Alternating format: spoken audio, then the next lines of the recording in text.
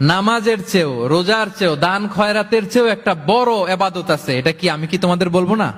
সাহাবারা তো অবাক, নামাজের চেয়েও বড় ইবাদত, রোজার চেয়েও বড়, দানের চেয়েও বড়। ক্বালু বালা ইয়া রাসূলুল্লাহ। সাহাবারা বললেন অবশ্যই হে নবী, হ্যাঁ আপনি বলেন সেটা কি? বিষ্ণু সাল্লাল্লাহু আলাইহি ওয়াসাল্লাম বললেন ইসলাহু যাতিল বাইন, বিবাদমান দুই গ্রুপকে মাঝখান দিয়ে যে মিলিয়ে দেয়া। নামাজের চেয়েও বড়, রোজার চেয়েও, সাদাকার চেয়েও বড়, মিলায়া দেওয়া। আমরা মনে করি সেজদা দিতে দিতে কপালে দাগ ফেলে দিছি, এটাই তো বড় ইবাদত। এটা তো নিঃসন্দেহে বড় ইবাদত। আমরা মনে করি হজ করতে করতে শেষ করে ফেলতেছি, এটাই বড় ইবাদত। জিকির করতে করতে আমরা দিনরাত এক করে ফেলতেছি, এগুলো তো নিঃসন্দেহে ইবাদত। কিন্তু দুই ভাই বিবাদমান দুই গ্রুপের মধ্যে আপনি যদি মিলিয়ে দেন, এগুলো নফল রোজা, নফল দান, নফল সালাতের চেয়েও বেশি সওয়াবের কাজ। পড়েন সুবহানাল্লাহ।